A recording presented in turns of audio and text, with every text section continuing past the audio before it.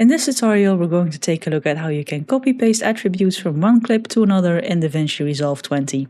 So this clip here, as you can see in the Inspector tab, has a cropping configured and even a softness to the cropping, and I want to add that same effect to the other clip.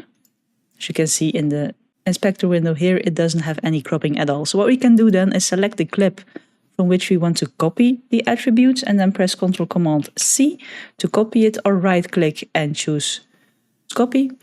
And then we're going to select the clip we want to paste it to, and then we're going to press Alt+Option+V. And that gives you an option to paste attributes. And as you can see here, you have several things you can paste. And because I have copied the cropping settings, it also has selected all of those settings in this window. And when you then click apply, as you can see now, it has been applied to my other clip as well. And the other option you have is to right click and choose copy here, and then right click and choose paste attributes, or just press Alt+Option+V.